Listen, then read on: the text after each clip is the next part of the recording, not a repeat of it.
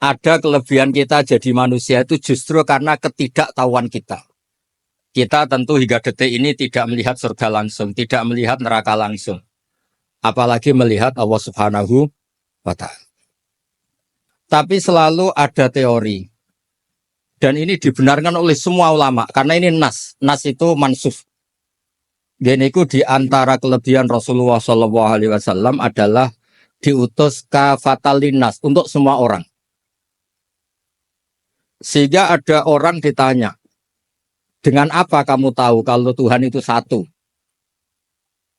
Orang ini dengan enteng menjawab, innal isnaini, angka 2, 3, 4 dan seterusnya, nisbatu dzalika ilal wahid, nisbatul far'i ilal asli.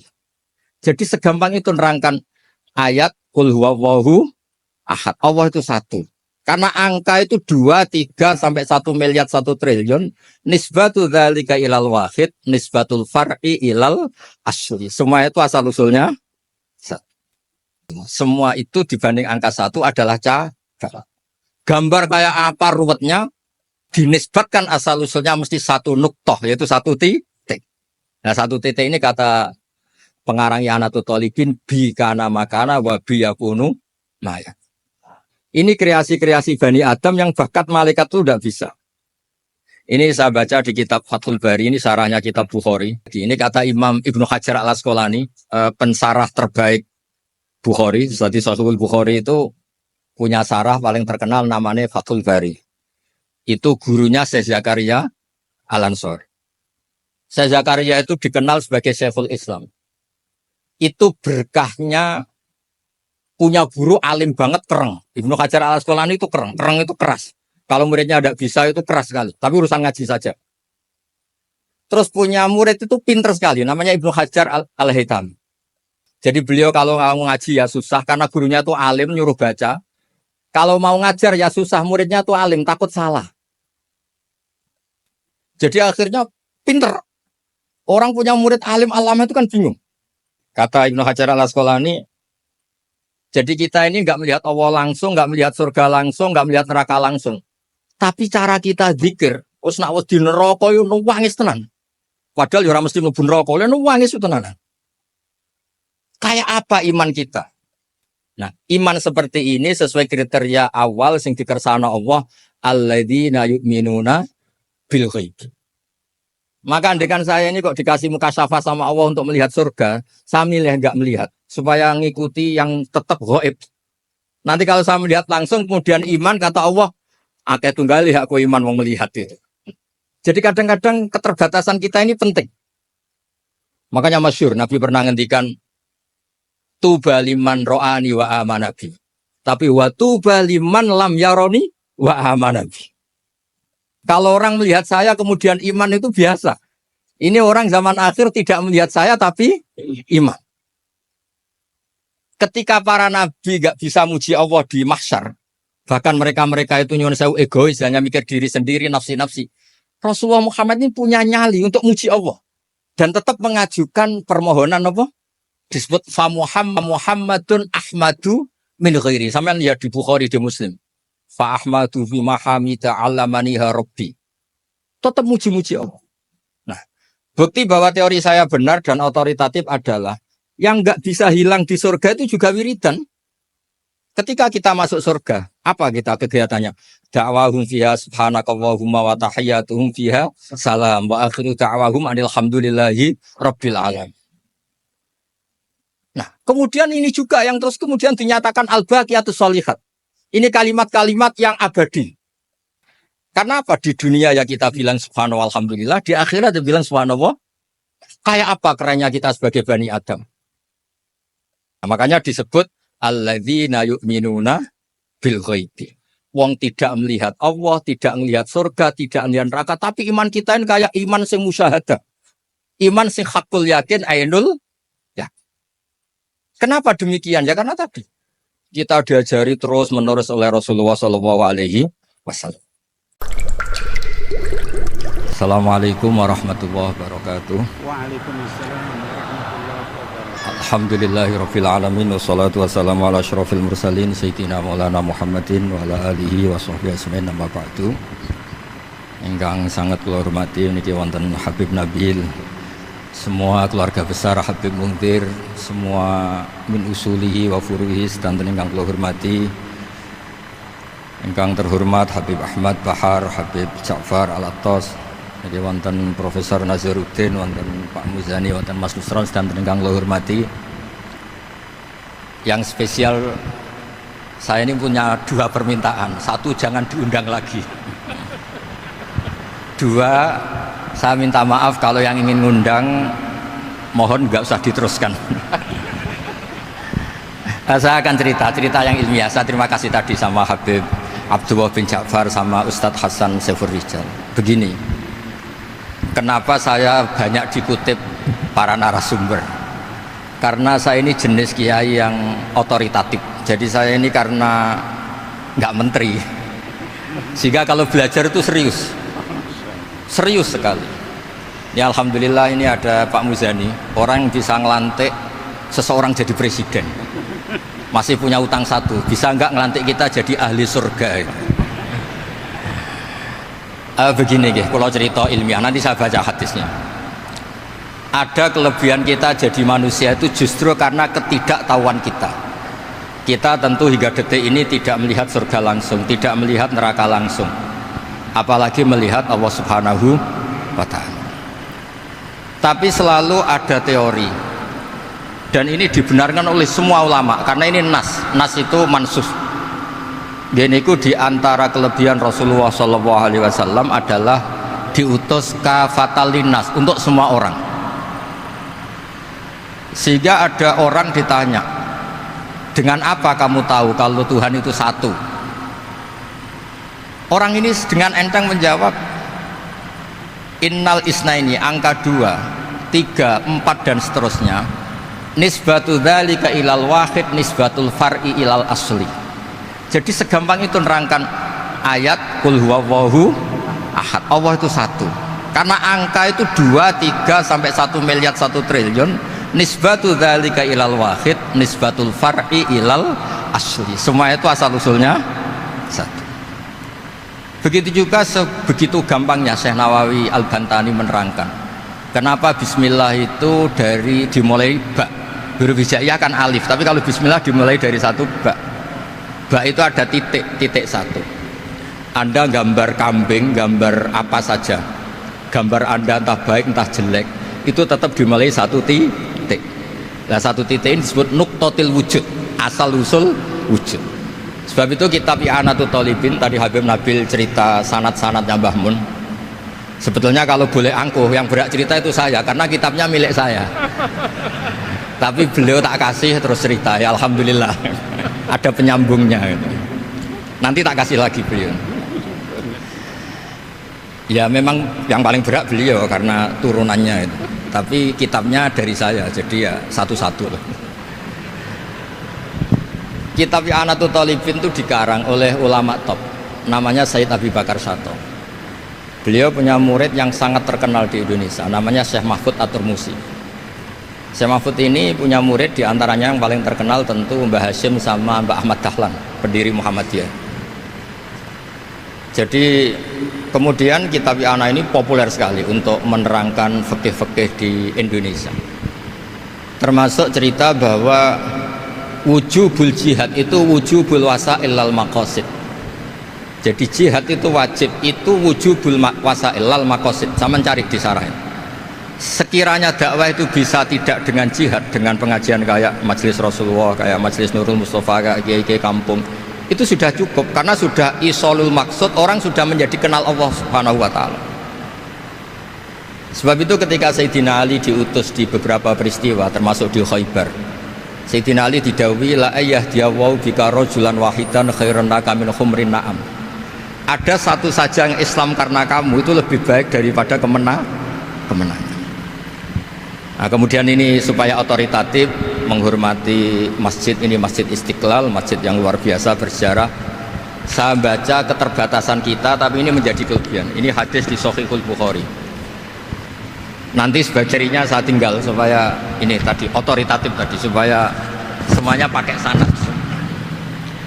Ini hadis dari Shahihul Bukhari, sehingga Anda tidak perlu tanya ini sahih apa enggak? Karena ini di Sahih Bukhari, ikutnya nomor hadisnya itu 6408. Monggo kalau mau dihafal. Biasanya jenengan kan hanya apa Arba'in Nawawiyah. Ini hadis ini nomor 6408.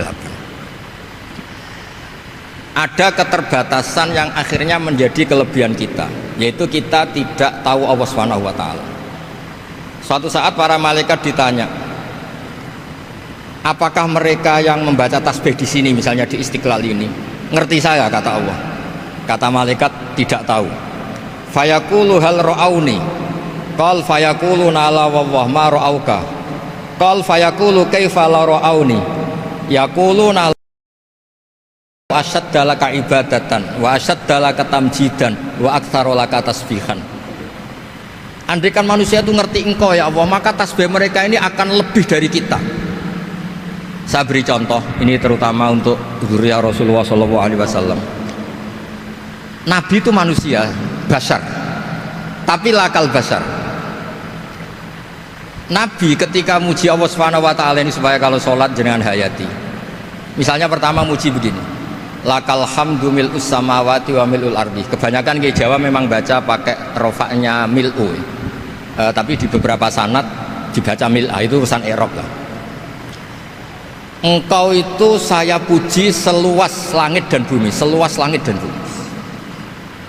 Seluas langit dan bumi itu nggak keren, karena langit ini tetap mahsurah, as-samawat ini apapun luasnya langit itu tetap terbatas. Bumi apapun luasnya juga terbatas. Apa yang diteruskan oleh Rasulullah SAW? Wa mil'u ma syi'ta min syai'im ba'd. Dan pujian saya ini ya Allah sesuai kehendakmu, sejumlah kehendakmu, karena ini yang tidak terbatas.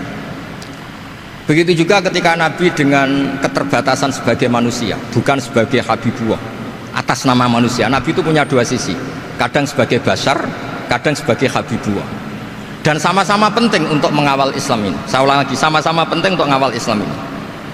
Ketika Nabi sebagai bashar ngendikan begini, la nuhsi Allahumma lakal hamdu hamda yuwafi ni'amaka, misalnya pakai mukhatab, wa yukafi mazidak.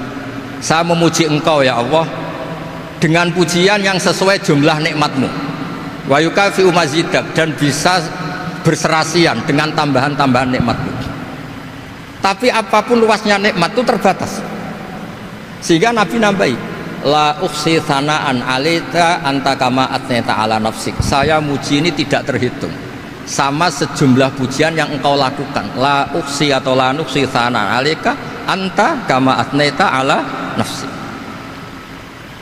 Sehingga ini kreasi-kreasi Bani Adam yang malaikat itu tidak bisa. Saya ulang lagi, ini kreasi-kreasi Bani Adam yang bakat malaikat itu tidak bisa. Ini saya baca di kitab Fathul Bari, ini sarahnya kitab Bukhari.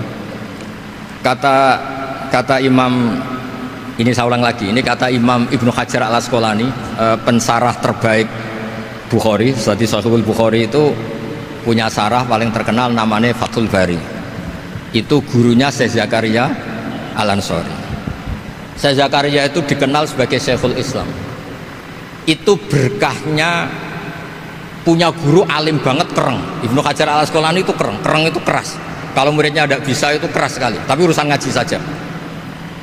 Terus punya murid itu pinter sekali, namanya Ibnu Hajar al-Haytami. Jadi beliau kalau mau ngaji ya susah, karena gurunya itu alim, nyuruh baca. Kalau mau ngajar ya susah, muridnya itu alim, takut salah. Jadi akhirnya pinter. Orang punya murid alim alama itu kan bingung. Makanya saya tidak suka kalau Profesor Nazar ngaji saya, nanti ngoreksi repot. Sudah gitu Islamnya beliau formal karena Menteri Agama, saya non formal. Lama-lama Islamnya beliau legal, saya ilegal. Kan jadi repot nanti. Makanya tadi tak bully, tak cocokkan. Kalau jenengan Menteri Agama sampai akhirat berarti top. Tapi kayaknya di akhirat saya yang ngelamar jadi Menteri Agama. Tidak ada, ini nggak penting. Ini hanya gojlokan saja supaya kelihatan bahwa menteri pun juga warga Indonesia. Begini kata Ibnu Hajar al-Asqalani, ini saya baca ya supaya penghormatan saya sama Habib Umar Hafid. Saya ini baca kitab beliau khatam serius, namanya Taujihun Nabi li Mardhati Bari. yang ditulis oleh Ustadz Fahmi bin Ali bin Ubaidun. Saya baca banyak, termasuk ketika beliau punya manhaj yang tidak populer, kata beliau fala buddha antuwattina nafsaka ala annana khudamatu hadal kaun. Kamu harus yakin bahwa tugas kiai, tugas ulama itu khudamatu hadal kaun, mengkhidmati semua alam raya ini. Dan jangan pernah putus asa, misalnya melihat non muslim terus kamu putus asa, ini non muslim enggak, bisa saja suatu saat rubbama aslama fakhasuna islamu, bisa saja dia Islam fakhasuna Islam. Nah, ini wirasah nabawiyah, karena dulu Nabi ketika dari kampung Abdi Yalil dan disakiti, malaikat Jibal itu usul supaya kampung itu dihabisi, kata Nabi apa? La bal arju ayukhrijawah min aslabihim ma ya'budu wa la yusyriku bihi syai'an. Bisa saja bapaknya masih kafir, anaknya Islam, cucu-cucunya apa? Islam. Kayak apa Nabi itu? Rojaknya Masya Allah.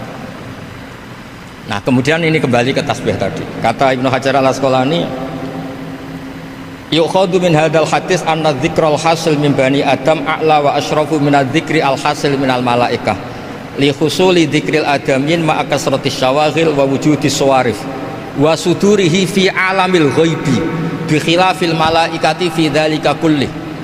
Jadi kita ini enggak melihat Allah langsung, enggak melihat surga langsung, enggak melihat neraka langsung, tapi cara kita zikir wis nak wis di neraka yo nuwangis tenan, padahal yo ora mesti mlebu neraka, lha nuwangis tenanan. Kayak apa iman kita? Nah, iman seperti ini sesuai kriteria awal sing dikersakno Allah, alladzina yu'minuna bil ghaib. Maka andekan saya ini kok dikasih mukasyafah sama Allah untuk melihat surga, saya milih enggak melihat supaya ngikuti yang tetap gaib. Nanti kalau saya melihat langsung kemudian iman, kata Allah, akeh tunggali aku iman mau melihat itu. Jadi kadang-kadang keterbatasan kita ini penting. Makanya masyhur Nabi pernah ngendikan, tuba liman ro'ani wa amanabi, tapi wa tuba liman lam yaroni wa amanabi. Kalau orang melihat saya kemudian iman itu biasa. Ini orang zaman akhir tidak melihat saya tapi iman. Kadang-kadang itu nggak lewat Habib yang ganteng itu, enggak lewat Mudin.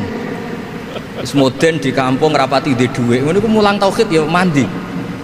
Islam itu digawa Habib ya mandi, digawa menteri ya mandi, digawa Mudin ya mandi. Karena Islam itu kafatal, napa kafatal binnah. Nah yang nggak dipunyai malaikat adalah tadi seperti cerita saya tentang Imam Amudi.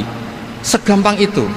Makanya di tradisi pondoknya Mbah Maimun itu ada tradisi qaddimid dirayah ala riwayah. Logika riwayat itu penting karena itu menjadi nyaman. Ya kayak tadi, Allah itu satu.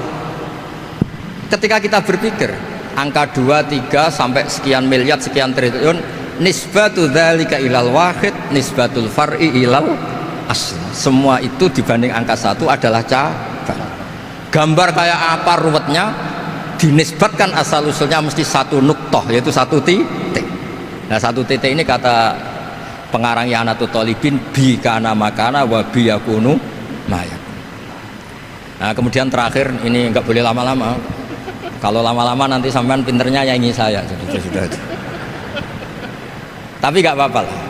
Saya ini termasuk kiai yang sudah diundang. Ini termasuk Pak MPR, nggak boleh ngundang saya. Pak Nusron apalagi nggak boleh. Itu kalau di kampung sama saya hormat. Kalau di sini kok kayak menteri gitu. Menteri betul tapi. Lawang gurunya dia itu teman saya gitu. Jadi tanya ini kalau nggak percaya. Makanya kalau sama saya beliau cium tangan, saya sebetulnya ya nggak siap dicium tangan menteri, itu nggak siap. Apalagi dihormati Pak Nazar, nggak siap. Nanti dikira minta haji malah repot. repot. Saya ini tadi bisik-bisik itu urusan ilmu tasawuf, ya ada urusannya dengan haji. Nah, cocokan. Kenapa beliau suka ilmu tasawuf? Saya kan sering lihat beliau ceramah di TV. Katanya obat Gus obat. Orang kalau belajar tasawuf kan kepenak itu. Kayak wis ahli swarga kan kepenak di tasawuf itu kan mang. Sekarang saya cerita tentang ini karena bidang yang saya tekuni. Ada kitab tentang ulumul Quran namanya Al-Mufradat fi Gharibil Quran, dikarang oleh Ar-Raghib Al-Asfihani. Ini kitab luar biasa. Di situ hanya cerita lafat-lafat per kata. Saya tadi sebelum kesini ngajar dulu di pondoknya Beki, Baitul Qurannya Pak Kures. Karena memang saya termasuk pengajar di sana. Artinya kalau saya sering ke situ, jangan iri. Memang saya termasuk pengajar di sana. Termasuk pengajar yang keren maksudnya. Keren itu artinya pakai referensi, bukan asal. Begini kata kitab itu. Rasulullah SAW itu kan punya nama Muhammad, orang yang banyak sikapnya atau semua sikapnya terpuji. Termasuk ketika sebagai manusia, sama lagi termasuk ketika sebagai apa? Manusia. Sebagai manusia aja Nabi gak pernah salah. Begini kata kitab itu. Nabi-nabi yang keren-keren itu, sama lihat di Ahadits Syafa'ah, itu masih egois. Ketika ada haulul mauqif, ada prahara mauqif, itu semua Nabi bilang nafsi, nafsi, nafsi, nafsi. Ketika dimintai syafaat bilang nafsi, nafsi. Tapi Rasulullah SAW itu beliau ngendikan ummati, ummati. Dan beliau ketika dimintai syafaat kata beliau, sudah, analah, saya bisa memberi syafaat. Kata beliau, fa'akhirru lillahi ta'ala sajidan fayaqulu li ya Muhammad irfa' ra'sak wasal tu'tah wasfa'tu syaffa'. Kayak apa hebatnya Rasulullah SAW? Umumnya para nabi melihat akhirat itu sudah akhir dari semua amal. Itu menurut Nabi Muhammad gak keren. Allah itu gak bisa didikte akhirat. Allah itu Tuhan, tetap yaf'alu ma yasha. Jadi gak bisa misalnya sudah akhirat orang nyuwun sewu terus tanya, ya Rasulullah ini sudah akhirat kok jenengan sujud bareng ini gimana? Ini sudah nggak darul amal tapi ini darul jaza. Tidak bisa. Akhirat nggak bisa dibatasi. Karena akhirat nggak bisa membatasi Allah, Nabi tetap dengan rileksnya minta sama Allah. Fa ahmaduhu bima hamida allamani ya rabbi. Kemudian saat itu saya muji-muji Allah dengan pujian yang luar biasa.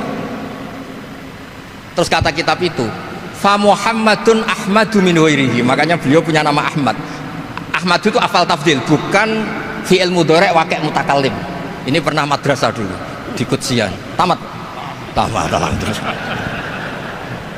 Beliau kalau di rumah hormatnya enggak kayak tadi, lebih dari itu. Tadi di sini pejabat terus. Sembrono kalau di sini itu kenapa itu. Ya tapi enggak apa-apa itu. Tadi sudah dipuji, akhlaknya baik, apa-apa baik, alhamdulillah. Fa Muhammadun Ahmadu min ghairihi. Ketika para nabi gak bisa muji Allah di mahsyar, bahkan mereka itu nyuwun sewu egois, hanya mikir diri sendiri, nafsi-nafsi. Rasulullah Muhammad ini punya nyali untuk muji Allah dan tetap mengajukan permohonan apa? Disebut fa Muhammadun Ahmadu min ghairihi. Sampeyan lihat di Bukhari, di Muslim. Fa Ahmadu fi mahamida allamaniha rabbi. Tetap muji-muji Allah. Bukti bahwa teori saya benar dan otoritatif adalah yang nggak bisa hilang di surga itu juga wiridan. Ketika kita masuk surga, apa kita kegiatannya? Da'wahum fiha subhanakallahumma wa tahiyyatuhum fiha salam wa akhiru da'wahum alhamdulillahi rabbil alamin. Nah, kemudian ini juga yang terus kemudian dinyatakan al-baqiyatus sholihat. Ini kalimat-kalimat yang abadi. Karena apa? Di dunia ya kita bilang subhanallah alhamdulillah, di akhirat dia bilang subhanallah. Kayak apa kerennya kita sebagai Bani Adam. Nah, makanya disebut alladzina yu'minuna bil ghaibi. Wong tidak melihat Allah, tidak melihat surga, tidak melihat neraka, tapi iman kita ini kayak iman sing musyahadah. Iman sing hakul yakin, ainul yakin. Kenapa demikian? Ya karena tadi kita diajari terus menerus oleh Rasulullah SAW. Yang terakhir saya cerita mukjizat. Ini juga terkait dengan betapa mudahnya hadat din ini di logika, dicerna. Kata Rasulullah SAW, sabda Nabi di hadis, salang lagi ini hadis sahih di bab awal Fadailul Quran di Sahihul Bukhari. Dicek kalau gak percaya dicek. Ma minal anbiya'i nabiyyun illa u'tiya minal ayati ma misluhu amana alaihil bashar. Wa innama kana alladzi utitu wahyan auhahu wa ilayya fa arju an akuna aktsarahum tabi'an yaumal qiyamah. Enggak ada nabi kemudian kecuali dikasih wahyu, dikasih mukjizat. Dan mukjizat ini dahsyat sehingga orang itu dipaksa iman. Kayak Nabi Soleh, ada unta besar keluar dari batu. Nabi Musa punya tongkat dipukulkan ke Laut Merah langsung menyibak jadi daratan. Tapi kata Nabi Muhammad SAW, saya itu tidak punya mukjizat kayak itu, juga gak ingin. saya ini dikasih mukjizat Al-Quran, dan saya berharap karena mukjizat Quran ini adalah terus kemudian umatku menjadi yang terbanyak ila yaumil qiyamah. Sekarang kita berlogika, ini kata kitab Fathul Bari lagi, kita berlogika, ajaza yu'jizu ijazan, sesuatu yang menjadikan orang lain nggak mampu disebut ijaz, kemudian karena ayat menjadi mukjizat, sesuatu yang kita sepakat tidak mampu. Nah kalau itu masalahnya, tongkat dipukulkan laut kemudian menjadi kering, kita mampu enggak? Enggak kan? Tapi pertanyaannya, Anda bikin nyamuk mampu enggak? Enggak kan? Anda bikin sapi, bikin unta mampu enggak? Enggak kan? Makanya Nabi Muhammad SAW cukup, sudahlah kamu itu manusia, bahkan sekedar menciptakan lalat itu enggak bisa. Innallaha la yastahi ayyadriba masalam ma'ba'udatan. Kemudian mukjizat ini sama Nabi dicontohkan hal-hal yang keseharian kita. Wa min ayatihil lailu wan naharu wasyamsu wal qamar. Sekarang peristiwa laut dibelah Nabi Musa dengan matahari yang nggak pernah turun mesin, itu keren mana coba? Keren matahari yang nggak pernah turun mesin. Terus kata Ibnu Hajar al-Asqalani, li'annal mu'jizat al-madiyah kanat khisyatan tusyahadu bil absor kana qati soleh wa asa Musa wa mu'jizatul Quran tusyahadu bil basirah fakana man yattabi'uhu atau yatba'uhu li ajliha aksar fa innal ladhi yusyahadu bil absar yang qaridu binkiradi musyahidihi wal ladhi yusyahadu bil basirah bakin, ya saya ulang lagi, bakin, ya bagian, terus disaksikan orang sing ja'a badal awali mustamirran. Begini logikanya, mukjizat kayak nakoti soleh atau Asa Musa yang terkenal. Saya andaikan jadi umatnya Nabi Musa terus dikasih tongkat itu, terus bisa apa coba? Ketika kita punya utang disuruh nyaur, ya nggak bisa dipakai jaminan kan. Sudah gitu orang tanya ini asli apa enggak, kalau asli buktikan, kan ya repot. Tapi kalau kita jadi umatnya Rasulullah SAW ditunggoni Quran, punya banyak masalah resepnya sabar. Kalau nggak bisa sabar ya nyari kiai-kiai tukang ijazah, anak menodongannya mandi. Karena orang mensifati Allah itu macam-macam. Makanya saya pastikan nggak ada agama yang mengajarkan rasional kayak agama apa? Islam. Makanya liqaumi yaqilun liqaumi yatafakkarun. Coba misalnya nyamuk. Kamu bikin nyamuk tidak bisa kan? Nyamuk punya organ tubuh kecil, organ tubuhnya punya urat. Kamu mikirnya kayak apa? Sekedar bikin patungnya saja tidak bisa, apalagi bikin nyamuk. Jadi untuk mengakui kudrohnya Allah yang tidak terbatas dan kita lemah, itu tidak usah nunggu peristiwa kayak terbelahnya laut. Cukup wa ma min dabatin fil ardi wala ta'ir yatiru bi janahihi illa umamun amsalukum inna fi khalqis samawati wal ardi waqtilafil laili wan nahar, seterusnya la ayatil liqaumi yaqilun. Nah gara-gara pola yang diajarkan Nabi itu ila yaumil qiyamah orang tetap Islam karena nyaman dengan kepastian mukjizat ini baqiyah ila yaumil qiyamah. Itu kayak apa baiknya Nabi.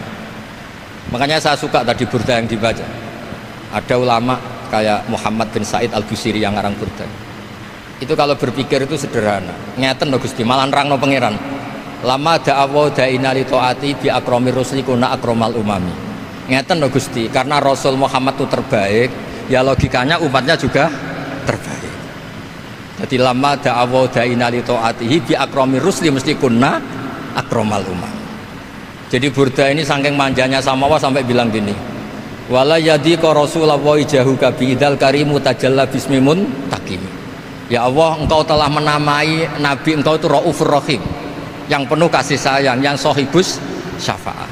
Maka ketika engkau ingin nyiksa kami dengan alasan engkau ini al-muntakim, dat yang bisa nyiksa orang maksiat, jenengan harus ingat ya Allah bahwa Nabi kita itu Nabi yang engkau gelari Raufur Rahim. Ya kalau gitu jangan jadi nyiksa. Terus gunanya apa digelari Raufur Rahim ra iso nyafaati gitu. Itu jenenge wala yadika Rasulullah jahuka bi idal karimu tajalla bismillah. Terus fa inna min judika dunya wa darrataha wa min ulumika ilmal lauhi wal qalam. Dan itu juga yang dibuktikan Rasulullah SAW. Sampai beliau ngendikan likulli nabiyyin da'watun mustajabah wa akhtabi da'wati syafaatan ummati yaumal qiyamah. Semua nabi itu punya doa yang mustajab dan semuanya sudah dipakai di dunia. Tapi saya menyimpan jatah itu supaya saya tetap punya hak syafaat fi yaumil qiyamah. Terus ini bukti-bukti bahwa ilmu yang selama ini diajarkan para habaib, para kiai itu otoritatif. Saya hanya bantu jenengan memastikan kalau hadis itu sahih, dimaknai oleh ulama-ulama yang kredibel. Ya, perjanjian terakhir tadi, saya ini termasuk kiai yang sergap. Tanya Mas Nusron, Pak Muzani juga pernah ke rumah saya. Meja saya itu isinya ya kitab. Habib Nabil pernah ke kamar, isinya kitab. Jadi kalau jenengan ngundang saya itu berhadapan-hadapan sama hukumnya Allah, yaitu ganggu orang belajar gitu aja. Mohon ngoten mawon. Assalamualaikum warahmatullahi wabarakatuh.